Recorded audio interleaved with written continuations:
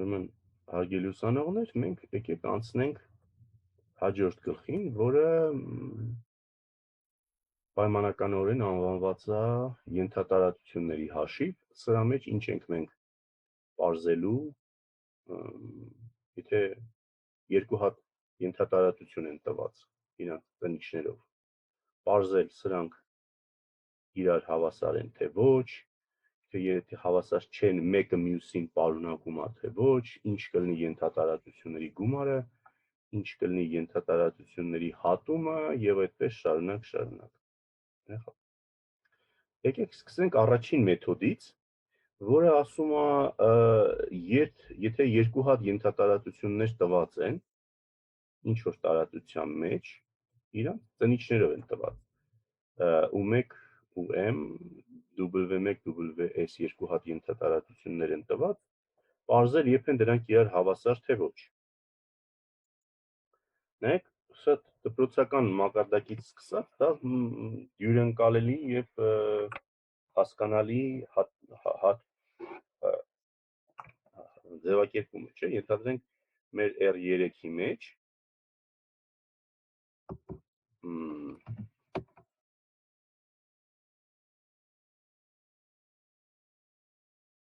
ինչ տված լինի, երկու հատ ենթադրենք այսպիսի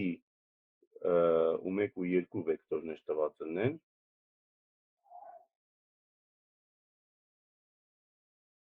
եւ նրանցով կանցնի այսպիսի մի հատ հաշտություն։ Եվ եթե երկու հատ էլ այսպես մանուշակագույն V1, V2 վեկտորներ տված լինեն, то մի հատ թող V3, թող համահաշտ 3 հատիկ տված լինի։ Նրանցով է կանցնի մի հատ ուրիշ հաշտություն։ Սենց ես դիտմամբ նեց նկարեցի, որ այս հաշտությունները իրարից բացահայտ տարբեր լինեն։ Իսկ ընդհանուր դեպքում այս P1 եւ P2 հաշտությունները արդյոք իրար հավասար են թե ոչ, ոնց որոշենք։ Եղավ։ Մի հատ ալգորիթմ ոնց որ ավտոմատ առաջարկում է, ավտոմատ ոնց որ մեր միտքն է գալիս, դա այն է, որ տեսեք, եթե յուրաքանչյուր այս U1 ու 2-ը երկուսն էլ P2 հարթությունից լինեն, իսկ V1, V2, V3 վեկտորները երկուսն էլ P1 հարթությունից լինեն, U1 ու 2-ը P2-ից, V1, V2, V3-ը P1-ից։ U1 ու 2-ը ծնում են P1-ը, V1, V2, V3-ը, դրանք էլ ծնում են P2-ը։ Հիմա, եթե այս առաջինները երկուսն էլ սրա մեջից ընկած լինեն, սրանք էլ այս երկուսն էլ սրա մեջ ընկած լինեն, այդ դեպքում այդ հաշտությունները ինչ կլինեն։ Հավասար կլինեն, չէ՞։ Այսինքն մնում է ստուգել, կարծես թե, մնում է ստուգել, որ արդյոք U1 ու 2-ը P2-ից է, բայց U1 ու 2-ը կլինի P2-ից, եթե ինքը V1, V2, V3-ի գծային կոմբինացիան լինի։ Մենք ալգորիթմ ունենք, չէ՞, ստուգելու համար արդյոք տվյալ վեկտորը մյուս վեկտորների գծային կոմբինացիան է։ Կդնենք այդ ալգորիթմները կստուգենք, ալգորիթմով կստուգենք արդյոք U1-ը ստեղ է, ու 2 ստեղ է, հետո V1-ը արդյոք P1-ում է, V2, այդպես 5 քայլ կանենք, եւ եթե բոլոր պատասխանները այո են, մենք կստանանք, որ ենթատարածությունները հավասար են, բայց ինչ բացահայտ թերություն եք նկատում այս նշված ալգորիթմի մեջ։ Իրա դյուրին ալգորիթմ կլինի, թե ոչ։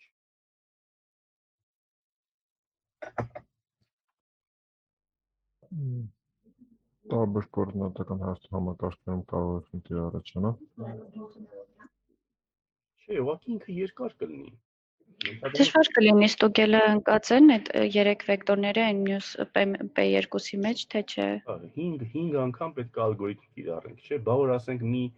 ենթատարածությունը 20 վեկտորով ծնված լինի, մյուսը 50, դե արի 70 հատ այդ կիրառի։ Հիմա ավելի ճիշտ այս օրինակը ես բերել եմ որպես կոնտրաստը շեշտելու համար, որ տեսեք, ես մեր RRF տեսքը ինչ յուրօրինակ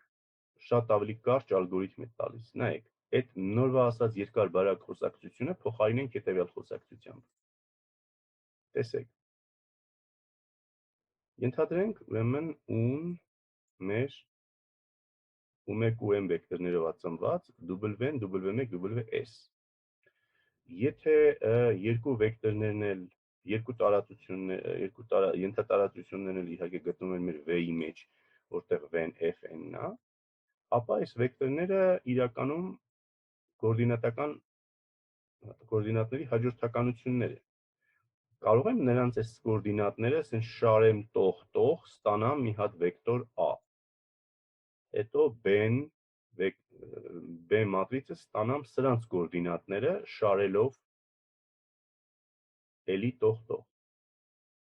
Կարող եմ։ Իսկ եթե v-ն ուրիշ տարածություն լինի, ասենք բաղկացած լինի, չգիտեմ, բազմանդամներից, բարդ օբյեկտներից, ով ա ուզում ասել, այդ դեպքում ինչ անեմ։ Իրենց կոորդինատների վեկտորները պետք է վերցնենք։ Ապրեք, ընդունենք մի հատ բազիս, ֆիքսած հաջորդականությամբ կոորդինատական համակարգը գրենք եւ նրանք այս շարենք։ Այսինքն a ու b վեկտորները մատրիցները sense tenence կարող ենք մենք դուրս գրել։ Հիմա տեսեք խոսակցությունը ոնց է վերջանում։ A-ն եւ B-ն բերեք աստիճանաձև տեսքի, ասենք այդ տեսքերի անունները R եւ L են։ Եթե R-ում եւ L-ում ոչ զրոյական տողերի քանակները հավասար չեն, այսինքն ռանգերը հավասար չեն, այդ դեպքում մենք արդեն իսկ ունենք, որ ուն հավասար չի W-ին։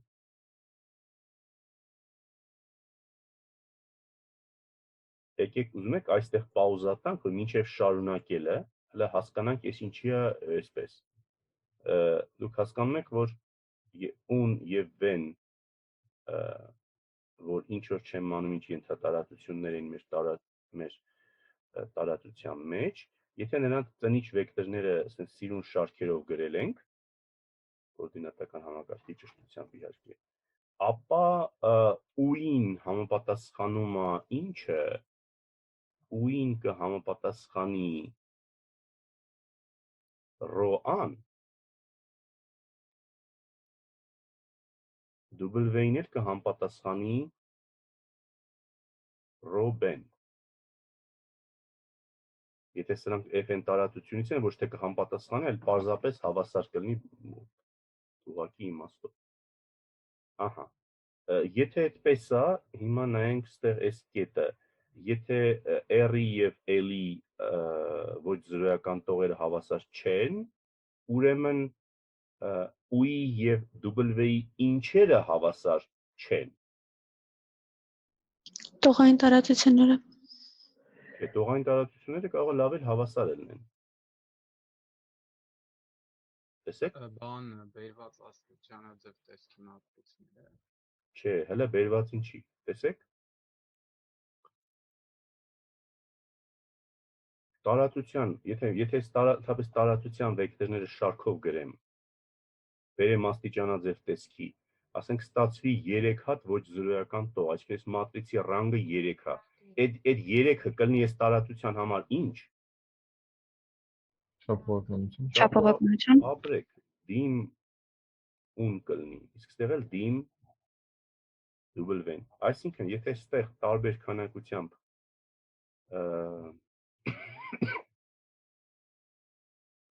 ոչ զրոյական տողեր մեզ հանդիպեն։ Ուրեմն այս սրանց չափողականությունները հավասար չեն։ Սա ասենք 3 չափանյա, այլ 2 չափանյա։ Հաստատ իրար հավասար չեն։ Ուրեմն այս այն դեպքն է, երբ որ առանձնապես հեշտ է երևում նրանց տարբերությունը։ 3 չափանի տարածությունը երբեք չի կարող հավասար լինել, ասենք 2 չափանի տարածությանը։ Հիմա, իսկ ինչ է կատարվում, եթե այս 4-րդ կետում մենք ունենք այո պատասխան։ Այսինքն ոչ զրոյական տողերի քանակը հավասար է։ Դա նշանակում է ու-ի եւ W-ի չափողականությունները հավասար է, Բայց դա չի նշանակում, որ հեշտ տարածությունները անպարտադիր իրար հավասար են, չէ՞։ Ինչու չի նշանակում, որովհետև եռաչափ հարթության մեջ, եթե մենք եռաչափ տարածության մեջ, եթե մենք երկու հատ sense միմյանցից տարբեր հարթություններ վերցնենք 0-ով անցնող, երկուսն էլ երկու չափանի են, նրանց չափողականությունները հավասար են, բայց իրանք իրար հավասար չեն, հավասար կլինեին, եթե գային մեկը մյուսի վրա համընկնեին։ Ինչևից է, այսքան կետը հասկանալի է։ Եթե մենք այս 4-րդ կետից անցնում ենք ներքև, նշանակում է մենք ունենք երկու ենթատարածություն, որոնք որ միայն այն գիտենք, որ իրենք չափողականությունները հավասար են։ Իսկ թե իրանք որպես ենթատարածություն հավասար են, թե հավասար չեն, տեղյակ չեն։ Ալգորիթմը ասում է հետևյալը. այդ R-ը եւ L-ը, որն ստացել ենք, բերեք իրանց բերված աստիճանաձև տեսքին։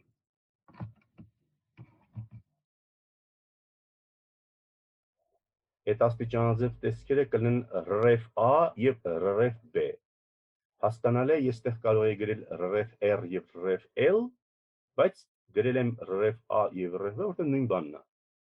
An համարժեք է R-ին, ուրեմն իրանց RF-ը նույնը պետք է լինի։ Եվ ասում է համեմատեք միմյանց հետ ոչ զրոյական տողերը RF A-ին եւ RF B-ին։ Եղավ, ներքևը կարող է զրոյական տողեր գրած լինի, այդ իգնոր արեք, այդ մեզ չի հետաքրքրում, համեմատեք մենակ այն վերևի ոչ զրոյական մասերը։ Եթե այդ մասերը կետ առ կետ, տար առ տար իրար համընկնում են, ապա ասեք, որ եզրակացրեք, որ ուն եւ W-ն հավասար ենթատարածություններ էին։ Այլապես իրանք հավասար ենթատարածություններ չէին։ Հələ եկեք, գիտեք ինչ անենք։ Եկեք մի հատ օրինակ անենք, հետո այս ապացույցի այս մասին նորից վերադառնանք, հա, որտեղ այս մասը չենք ասել դեռ։ Բայց օրինակ անենք, որ ձեր հիշողության մեջ քայլերը լավ ամրապնդվեն։ Նայեք, ենթադրենք մեր R4-ի մեջ երկու հատ վեկտորների խմբեր են տված։ U1, U4, W1, W5։ Ինչ ենք անում, AB մատրիցներն ենք կազմում մեր նորվա ասած ձևով։ Դրանք բերում ենք աստիճանաձև տեսքերի։ Այս sense եւ այս sense։ Ով է ուզում ասել, ըստ ալգորիթմի այս պահին մենք ինչ ենք եզրակացնում։ Եթե ոչինչ։ Չափողականությունը։ Իսկ ենթատարածությունները հավասար են թե ոչ։ Դեռ չգիտենք։ Դեռ չգիտենք։ Մենակ գիտենք, որ երկուսի չափողականություններն էլ 3 է։ Կարող են հավասար լինել, կարող են ոչ։ Հիմա բերում ենք RF տեսքին։ Էսա RF տեսքը 1, RF տես 2։ Ասում է համեմատեք ոչ զրոյական մասերը։ Սրա ոչ զրոյական մասը այսքան է։ Նրա ոչ զրոյական մասը այսքան է։ Տեսնում եք։ Սա փաստորեն այն զրոյական մասերը անտեսում ենք, այն մնացած մասերը մեկը մյուսին տառացիորեն հավասար է։ Ցանկացած երկու տարրեր, տեսեք, ստեղ 2, ստեղ 2, ստեղ 5-րդ, ստեղ 5-րդ։ Տառը տառին այսպես գալիս են ոչ զրոյական մասերը մեկը մյուսին հավասար են։ Ու մենք ստեղ եզրակացնում ենք, որ այս ենթատարածությունները միմյանց հավասար են։ Ալգորիթմի ընթացքի այս օրինակի հետ կապված հարցեր կան, թե ոչ, եթե ոչ, գնանք ապացույցին պակասող մասին։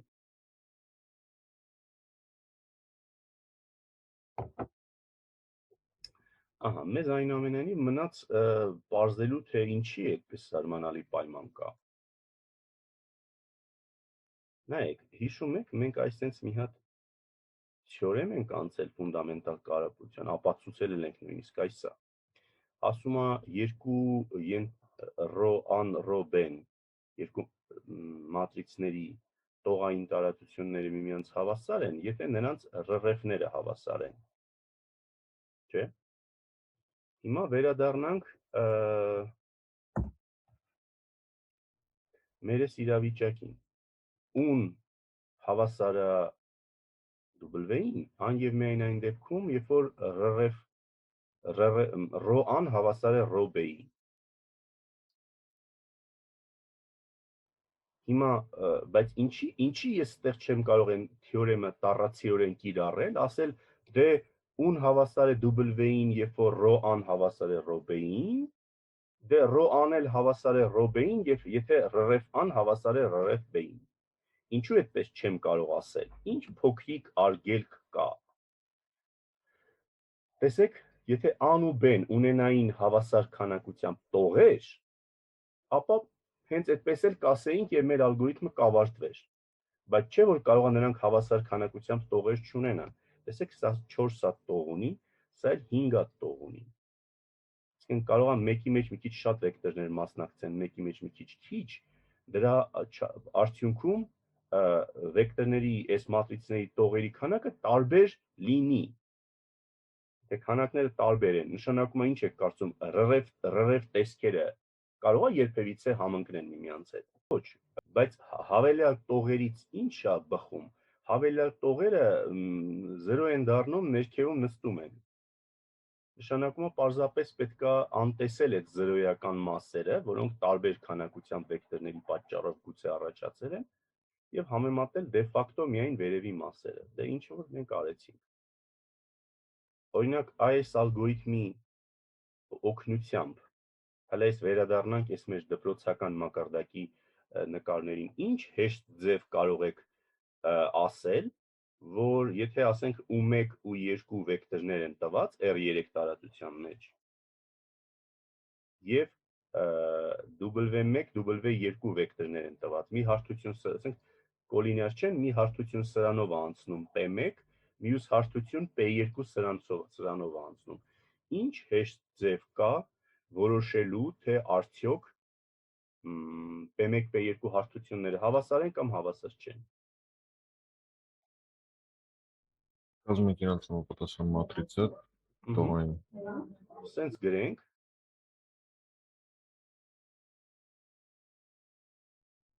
Չէ, սենց տողերը գրենք տակ-տակ։ Բերենք իրանց են ռ-ռև տեսքերին կամ ռև տեսքին, եւ եթե նույն բանը ստացվեց, ուրեմն իրանք իրար հավասար են, նույն բանը չստացվեց, հավասար չեն։ Մի քիչ տարօրինակ կարճ կոնկրետ ալգորիթմ է, օրինակ եթե որը դպրոցականներին ասեք, իրանց շաստի կզարմացնի դա, որ այդքան կարճ ձև կա։ Եվ համեմատելով են մեր սկզբի ակնարկած մեթոդի հետ, AAS է հիշում եք, որից մենք սկսեցինք այս մեթոդի պես մի բան առաջարկեցինք, տեսնում եք ինչքան կարճ խոսակցություն է գնում։ Ստեղ որպեսզի մենք պարզեինք, որ u1-ը S3-ի կոմբինացիան է, մի հատ մեծ մատրից պիտի աստիճանաձև տեսքի բերեինք, հետո մի հատ էլ 5 անգամ։